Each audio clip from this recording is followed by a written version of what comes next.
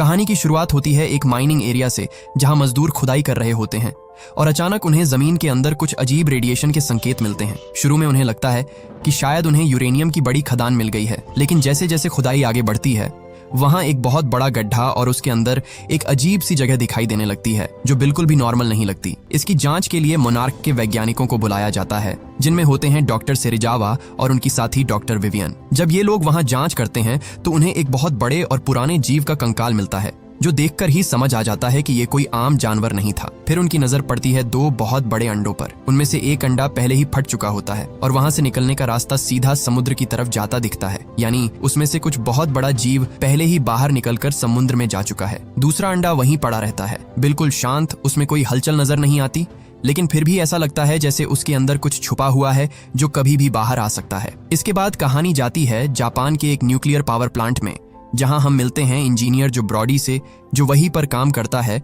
वह अपने साथी से कहता है कि वह प्लांट को आगे चलाने की परमिशन नहीं दे सकता, क्योंकि उसे अंदर से कुछ अजीब सी हलचल महसूस हो रही है जो बिल्कुल भी नॉर्मल नहीं है। लेकिन उसकी बात कोई सीरियस नहीं लेता, इसलिए वह खुद ही सच्चाई पता लगाने का फैसला करता है। उसकी वाइफ सैंड्रा भी उसी प्लांट में काम करती है और दोनों मिलकर प्लांट के बेसमेंट में जाकर उस अजीब हलचल का कारण जानने की कोशिश करते हैं। उन्हें बिल्कुल भी अंदाजा नहीं होता कि उनके साथ आगे क्या होने वाला है। तभी अचानक प्लांट के अंदर बहुत तेज हलचल शुरू हो जाती है, जैसे कोई भूकंप आ गया हो। चारों तरफ कंपन बढ़ने लगता है और सब कुछ कंट्रोल से बाहर जाने लगता है, जो तुरंत अपनी वाइफ से संपर्क करने की कोशिश करता है और उसे कहता है कि जितनी जल्दी हो सके वहां से बाहर निकलो, क्योंकि अगर बेसमेंट में जमा रेडिएशन बाहर आ गया तो पूरा शहर तबाह हो सकता है। रेडिएशन लगातार बढ़ रहा होता है, इसीलिए जो खुद भागकर बेसमेंट के एंट्री गेट तक पहुंचता है और सैंड्रा का इंतजार करने लगता है। अंदर उसकी वाइफ और बाकी लोग बाहर निकलने की पूरी कोशिश कर रहे होते हैं, लेकिन रेडिएशन इतनी तेजी से फैल रहा होता है कि हालात और भी खराब हो जाते हैं। आखिर एक ऐसा वक्त आता है जब जो के पास कोई और रास्ता नहीं बचता। अगर वह गेट खुला रखता है तो रेडिएशन बाहर निकलकर पूरे शहर को बर्बाद कर देगा। मजबूरी में वह भारी दिल से गेट बंद कर देता है, जबकि उसकी वाइफ और बाकी लोग उसी के अंदर रह जाते हैं। कुछ ही पलों में पूरा प्लांट तबाह हो जाता है। ये सब कुछ उनका छोटा बेटा फोर्ड अपने स्कूल से देख रहा होता है। उसके सामने उसकी माँ की मौत हो जाती है और उसी दिन से वह अपने पिता को इसका जिम्मेदार मानने लगता है, क्योंकि उसे लगता है कि अगर उसके पिता प्लांट को बंद नहीं करते तो शायद उसकी माँ वह मारी नहीं जाती। इसके बाद कहानी 15 साल आगे बढ़ती है।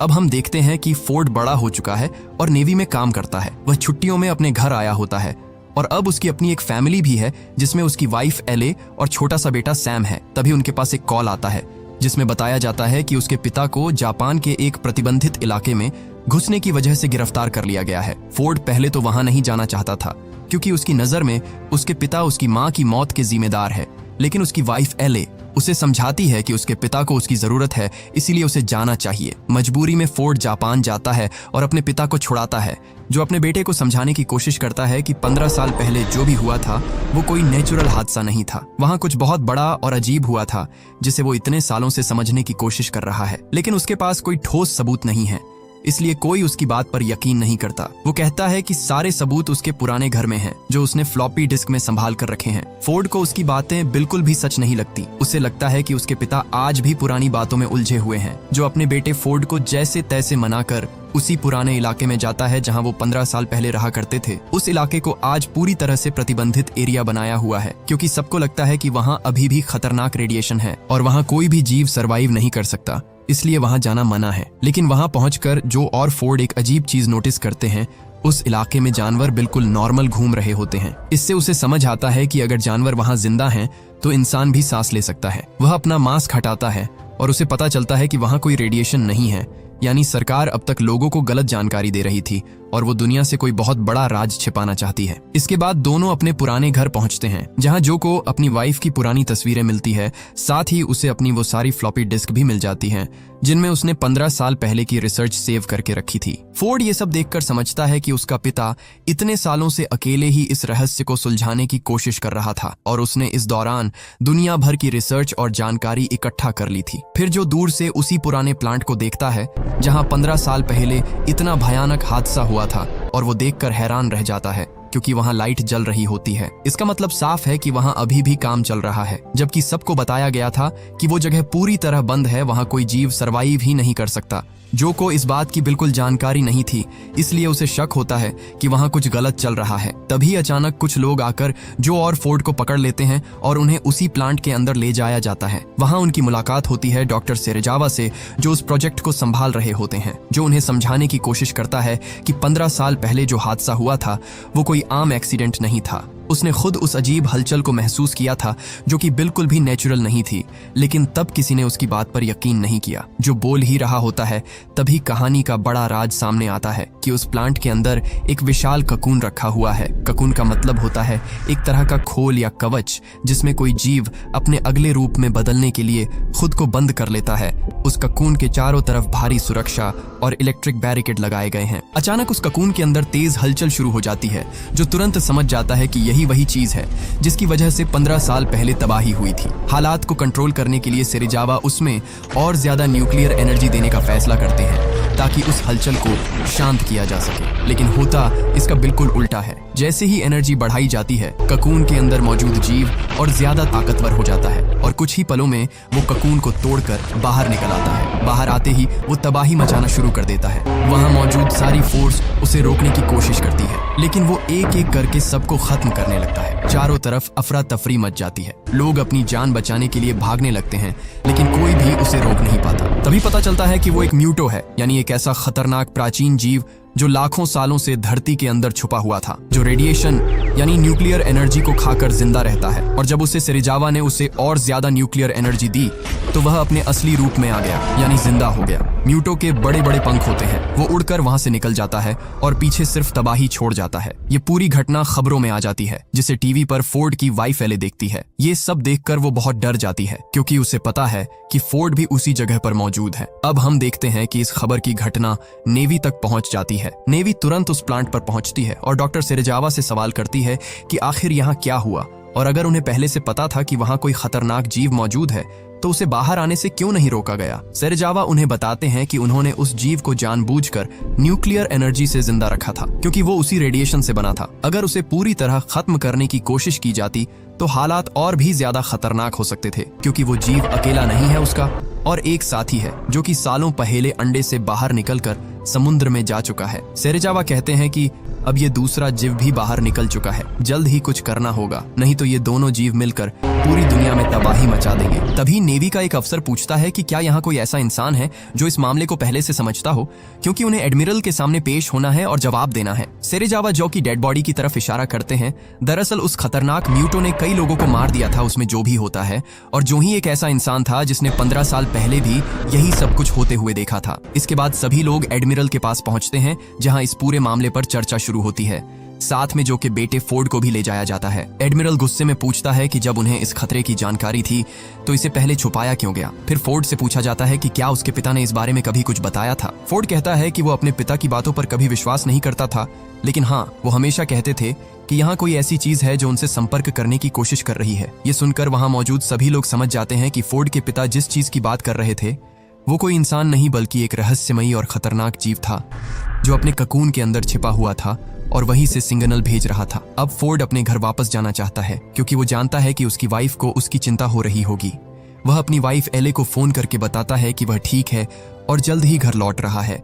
उसका घर कैलिफोर्निया में होता है और वह वहीं वापस जाने के लिए निकल पड़ता है। अब हम देखते हैं कि नेवी उस जीव को ढूंढने की पूरी कोशिश कर रही होती है, लेकिन क्योंकि वो पूरी तरह रेडिएशन से जुड़ा हुआ है इसलिए उसे रडार पर ट्रैक करना बहुत मुश्किल हो जाता है। इसी दौरान एक बड़ी रूसी न्यूक्लियर सबमरीन न्यूक्लियर मिसाइल लेकर उस इलाके से गुजर रही होती है, लेकिन अचानक वो लापता हो जाती है। कुछ समय बाद उसका पता चलता है और सब हैरान रह जाते हैं, क्योंकि वो किसी समुद्र में नहीं बल्कि एक घने जंगल के अंदर पड़ी होती है। जब टीम वहां पहुंचती है तो उन्हें समझ आता है कि उस म्यूटो ने उस पूरी सबमरीन को तोड़ दिया है और उसके अंदर मौजूद न्यूक्लियर मिसाइल को खा गया है। अब वो और ज्यादा ताकतवर हो चुका है और आगे बढ़ रहा है। यही से सेना को ये एहसास हो जाता है कि ये कोई आम खतरा नहीं है, बल्कि ये एक ऐसा जीव है जो न्यूक्लियर एनर्जी को अपनी ताकत बनाने के लिए इस्तेमाल कर रहा है। अब हालात को समझते हुए सेना तुरंत उसे ढूंढने के लिए अपने सारे सिस्टम एक्टिव कर देती है और उसे रोकने की प्लानिंग शुरू कर देती है, क्योंकि अगर उसे जल्दी नहीं रोका गया तो वो और भी ज्यादा तबाही मचा सकता है। उधर एक समुद्र किनारे अचानक बहुत बड़ा सैलाब उठता है। लोग डर के मारे भागने लगते हैं क्योंकि वो कोई आम लहर नहीं होती बल्कि एक खतरनाक सुनामी जैसी लगती है। तभी सामने आता है गॉडजिला, एक विशालकाय दानव जिसे देखकर हर कोई दहशत में आ जाता है। दरअसल म्यूटो की बढ़ती हुई एक्टिविटी पूरे इकोसिस्टम में एक बड़ा डिस्टर्बेंस पैदा कर देती है। ये डिस्टर्बेंस इतना पावरफुल होता है कि समुद्र की गहराई में मौजूद ये प्राचीन और विशाल जीव गॉडजिला भी इसे महसूस कर लेता है और धरती पर आ जाता है, क्योंकि गॉडजिला नहीं चाहता कि इस धरती पर उसके अलावा कोई दूसरा विशाल जीव राज करने आए। इस खतरे से बचने के लिए सेना उस पर हमला करने के लिए फाइटर जेट्स भेजती है, लेकिन उनके मिसाइल गॉडजिला पर कोई असर नहीं डाल पाते। गॉडजिला बिना रुके अपने रास्ते पर आगे बढ़ता रहता है, जैसे उसे म्यूटो को ढूंढना है और खत्म करना है। दूसरी तरफ हम देखते हैं कि एक ट्रेन जो हवाई शहर से गुजर रही होती है उसे म्यूटो बीच में ही तबाह कर देता है। अब हालात पूरी तरह बेकाबू हो चुके होते हैं। इसी बीच गॉडजिला शहर की तरफ बढ़ता है और म्यूटो को पकड़ने की कोशिश करता है, लेकिन म्यूटो उससे लड़ने की बजाय वहां से उड़कर भाग जाता है। ये बात सेना और डॉक्टर सेरेजावा दोनों को अजीब लगती है, क्योंकि इतना ताकतवर जीव सामने होने के बाद भी वो लड़ाई से बच रहा है। इसके बाद उन्हें शक होता है कि ये म्यूटो अकेला नहीं है, वो किसी और से संपर्क करने की कोशिश कर रहा है। तब उन्हें याद आती है 15 साल पुरानी उस दूसरे अंडे की, जिसमें से एक अंडे से ककुन बनकर म्यूटो बन गया, लेकिन दूसरा अंडा अभी भी वही था जो बिल्कुल शांत था। उसमें कोई हलचल नहीं थी, इसलिए सभी को लगा कि वो बेकार है। लेकिन अब शक बढ़ने लगता है कि कहीं वही दूसरा अंडा अब एक्टिव तो नहीं हो गया। इसीलिए वो तुरंत पूछते हैं कि दूसरा अंडा आखिर है कहाँ। तब उन्हें बताया जाता है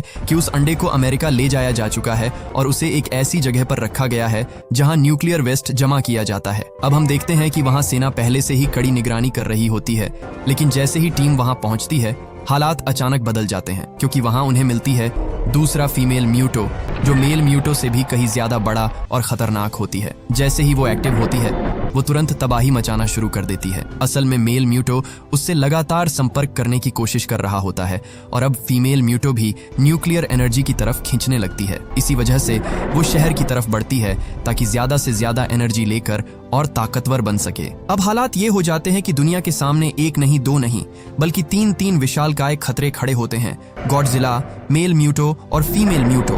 अब हम देखते हैं कि एडमिरल फैसला लेता है कि इन सबको खत्म करने का एक ही तरीका है कि इन्हें न्यूक्लियर मिसाइल से उड़ा दिया जाए। लेकिन डॉक्टर सेरेजावा और उनकी टीम इस प्लान के खिलाफ जाते हैं। वो समझाते हैं कि ये जीव न्यूक्लियर एनर्जी से ही ताकत लेते हैं। अगर उन पर न्यूक्लियर अटैक किया गया तो वो खत्म होने की बजाय और ज्यादा खतरनाक हो जाएंगे। एडमिरल उनसे पूछता है कि अगर ये तरीका सही नहीं है तो फिर दूसरा रास्ता क्या है। लेकिन हालात इतने खराब होते हैं कि आखिरकार न्यूक्लियर मिसाइल इस्तेमाल करने की तैयारी शुरू कर दी जाती है। अब हम देखते हैं कि फोर्ड अभी भी घर नहीं गया है। फोर्ड अपनी वाइफ एले से संपर्क करने की कोशिश करता है। काफी देर बाद बात होती है और वो उसे भरोसा दिलाता है कि वो ठीक है और जल्द घर आएगा, लेकिन अभी उसे एक जरूरी मिशन पूरा करना है। फोर्ड अब सेना के साथ रुकने का फैसला करता है। उसे एहसास होता है कि पहले उसने अपने पिता की बात पर विश्वास नहीं किया, लेकिन अब उसके पास आखिरी मौका है कुछ सही करने का। दरअसल फोर्ड नेवी में बम डिफ्यूजल एक्सपर्ट होता है। उसे मिसाइल और बम को संभालने की पूरी जानकारी होती है। सेना न्यूक्लियर मिसाइल को एक ट्रेन के जरिए ट्रांसफर करने की तैयारी करती है और फोर्ड भी उसी मिशन का हिस्सा बन जाता है। यहाँ एक और खतरनाक बात सामने आती है कि ये म्यूटो बिजली जैसी एनर्जी को कंट्रोल कर सकते हैं। जब भी ये हमला करते हैं तो पूरे शहर की बिजली एक झटके में बंद हो जाती है। इसी वजह से जब सेना उन पर हमला करने की कोशिश करती है तो कई बार उनकी अपनी ही टेक्नोलॉजी फेल हो जाती है और कई विमान क्रैश हो जाते हैं। अब हालात इतने बिगड़ चुके होते हैं कि सेना को अपने पुराने और अलग तरीके के हथियारों का सहारा लेना पड़ता है, क्योंकि म्यूटो की वजह से सारी मॉडर्न टेक्नोलॉजी बार बार फेल हो रही थी। अब सेना ऐसी मिसाइलें लाती है जो इलेक्ट्रिक सिस्टम पर डिपेंड नहीं करती, जो बिना इलेक्ट्रिसिटी के भी काम कर सके। सेना को भरोसा होता है कि अगर ये मिसाइल सही जगह पहुंच गई तो म्यूटो को खत्म किया जा सकता है। अब हम देखते हैं कि उधर फीमेल म्यूटो न्यूक्लियर एनर्जी की तलाश में भटक रही होती है और आखिरकार उसे वो ट्रेन मिल जाती है जिसमें न्यूक्लियर मिसाइल ले जाई जा रही होती है। वो ट्रेन पर हमला कर देती है और पटरी तोड़ देती है। हमले के बाद तीनों मिसाइल अलग अलग हो जाती हैं। एक गहराई में पानी के अंदर चली जाती है, दूसरी फीमेल म्यूटो अपने साथ ले जाती है और तीसरी सतह पर गिर जाती है। इस पूरे हादसे में ट्रेन में मौजूद ज्यादातर लोग मारे जाते हैं। थोड़ी देर बाद सेना वहां पहुंचती है और बचे हुए लोगों को ढूंढती है। उसी में फोर्ड भी जिंदा मिल जाता है और उसे अस्पताल ले जाया जाता है। अब सेना के पास बस एक ही उम्मीद बचती है, वो तीसरी मिसाइल जो अभी भी इस्तेमाल की जा सकती है। इसी बीच दोनों म्यूटो कैलिफोर्निया की तरफ बढ़ने लगते हैं। हालात इतने खतरनाक हो जाते हैं कि पूरे शहर को खाली कराया जाने लगता है। लोग जल्दी जल्दी गाड़ियों में बैठकर शहर छोड़ने लगते हैं। फोर्ड की वाइफ एले भी अपने बेटे सैम को मजबूरी में वहां से भेज देती है ताकि वो सुरक्षित रह सके। शहर के बाहर एक बड़े ब्रिज पर सेना पूरी तैयारी के साथ खड़ी होती है। बड़े बड़े हथियार लगाए जाते हैं ताकि अगर गॉडजिला या म्यूटो वहां आए तो तुरंत हमला किया जा सके। इसी दौरान वहां एक स्कूल बस भी होती है जिसमें छोटे छोटे बच्चे बैठे होते हैं और तभी वहां गॉडजिला की एंट्री होती है। सबको लगता है कि अब सब खत्म हो जाएगा, लेकिन गॉडजिला उन बच्चों या बस को नुकसान नहीं पहुंचाता। वो बस अपने रास्ते से गुजरने की कोशिश करता है, जैसे उसका टारगेट किसी को नुकसान पहुंचाना नहीं बल्कि उन दोनों दानवों को मारना हो। लेकिन सेना उस पर हमला कर देती है, लेकिन गॉडजिला वहां से बचकर फिर से पानी में चला जाता है। इसके बाद फीमेल म्यूटो कैलिफोर्निया शहर के बीच पहुंचती है। वो अपने साथ लाई हुई न्यूक्लियर मिसाइल को वहीं रख देती है और साथ ही वहां अपने कई अंडे भी दे देती है। थोड़ी देर बाद मेल म्यूटो भी वहां पहुंच जाता है और दोनों मिलकर उन अंडों की रक्षा करने लगते हैं। सबसे खतरनाक बात यह होती है कि उस मिसाइल में टाइमर चालू हो चुका होता है और फटने में अब ज्यादा समय नहीं बचा होता। अगर ये न्यूक्लियर मिसाइल यही शहर के बीच में ही फुट गई तो सिर्फ म्यूटो ही नहीं मरेंगे, बल्कि इतना रेडिएशन फैलेगा कि पूरा कैलिफोर्निया तबाह हो सकता है। एडमिरल फैसला करता है कि तुरंत एक प्लान बनाया जाए कि किसी भी हालत में इस मिसाइल को शहर से दूर समुद्र में ले जाना है। इसके लिए एक स्पेशल टीम तैयार की जाती है और फोर्ड भी उसमें शामिल हो जाता है। उधर शहर के बीचों बीच गॉडजिला, मेल म्यूटो और फीमेल म्यूटो आमने सामने हो जाते हैं और उनके बीच खतरनाक लड़ाई शुरू हो चुकी होती है। हर एक हमला इतना ताकतवर होता है कि आसपास की बिल्डिंग्स गिरने लगती हैं, जमीन हिलने लगती है और पूरा शहर तबाही में बदल जाता है। मेल म्यूटो बार बार गॉडजिला पर हमला करता है, उसके पंखों से तेज वार करता है, जबकि फीमेल म्यूटो जमीन से उस पर जोरदार चोट करती है। कुछ पल के लिए ऐसा लगता है कि गॉडजिला दोनों के सामने कमजोर पड़ रहा है। इसी बीच हम देखते हैं कि फोर्ड और उसकी टीम उस जगह पहुंचते हैं जहां न्यूक्लियर मिसाइल रखी होती है। वो उसे उठाकर बोट तक ले जाने लगते हैं, लेकिन तभी फोर्ड की नजर उन सैकड़ों अंडों पर पड़ती है जो फीमेल म्यूटो ने दिए थे। फोर्ड समझ जाता है कि अगर ये अंडे फूट गए तो पूरी दुनिया के लिए खतरा कई गुना बढ़ जाएगा। वो बिना देर किए पास खड़े एक बड़े ऑयल टैंकर का इस्तेमाल करता है और वहां जोरदार धमाका कर देता है। एक ही पल में पूरा इलाका आग की लपटों में घिर जाता है और सारे अंडे जलकर खत्म हो जाते हैं। ये देखकर फीमेल म्यूटो पागल हो जाती है। वो गुस्से में गॉडजिला को छोड़कर सीधे उसी तरफ भागती है जहां उसके अंडे थे। इसी मौके का फायदा उठाकर गॉडजिला पूरी ताकत के साथ मेल म्यूटो पर टूट पड़ता है। वो अपनी विशाल पूंछ से इतना जोरदार वार करता है कि मेल म्यूटो दूर जाकर गिरता है और फिर एक भयंकर हमले में उसे खत्म कर देता है। लेकिन खतरा अब भी खत्म नहीं हुआ होता। फीमेल म्यूटो अंडों का बदला लेने के लिए अब सीधे फोर्ड और उसकी टीम पर हमला कर देती है, जो मिसाइल को लेकर बोट तक पहुंच चुके होते हैं। वो बोट को तहस नहस करने लगती है, सैनिक एक एक करके मारे जाते हैं और मिसाइल का टाइमर तेजी से खत्म होने लगता है। फोर्ड ये सब देखकर समझ जाता है कि अब आखिरी उम्मीद वही है। वो किसी तरह बोट को चालू करता है और मिसाइल को शहर से दूर ले जाने की कोशिश करता है ताकि धमाका समुद्र में हो और शहर बच जाए, हजारों जानें बच जाए। उसी समय गॉडजिला भी फीमेल म्यूटो के सामने आ जाता है और इस बार वो पूरी ताकत से लड़ता है। फीमेल म्यूटो उस पर हमला करती है, लेकिन गॉडजिला उसे पीछे से पकड़ लेता है और फिर अपनी सबसे खतरनाक ताकत एटॉमिक ब्रीथ का इस्तेमाल करता है। वो सीधा उसके मुंह के अंदर अपनी एटॉमिक ब्रीथ छोड़ता है और ये इतना भयानक वार होता है कि फीमेल म्यूटो का सिर उसके शरीर से अलग हो जाता है। इसी के साथ लड़ाई खत्म हो जाती है। उधर बोट शहर से दूर पहुंच चुकी होती है और न्यूक्लियर मिसाइल समुद्र में फट जाती है, जिससे शहर बच जाता है। दरअसल फोर्ड मिसाइल को एक्टिव करके बोट को समुद्र की तरफ भेज देता है और आखिरी पल में पानी में कूदकर अपनी जान बचा लेता है। आखिर में फोर्ड एक राहत कैंप में पहुंचता है जहां उसे अपनी वाइफ एले और बेटा सैम मिल जाते हैं। उनका परिवार फिर से एक हो जाता है। अगली सुबह शहर पूरी तरह तबाह हो चुका होता है और गॉडजिला जमीन पर गिरा हुआ होता है। सबको लगता है कि वो मर चुका है, लेकिन तभी वो धीरे धीरे उठता है, एक जोरदार गर्जना करता है और फिर समुद्र की ओर वापस चला जाता है, जैसे उसने अपना काम पूरा कर लिया हो। लेकिन कहानी यही खत्म नहीं होती, क्योंकि ये तो बस शुरुआत थी। अब जब दुनिया को पता चल चुका है कि ऐसे और भी विशालकाय जीव मौजूद है, तो आगे क्या होगा? क्या गॉडजिला समुद्र की गहराइयों से फिर वापस आएगा या इस बार म्यूटो से भी बड़ा खतरा सामने आएगा?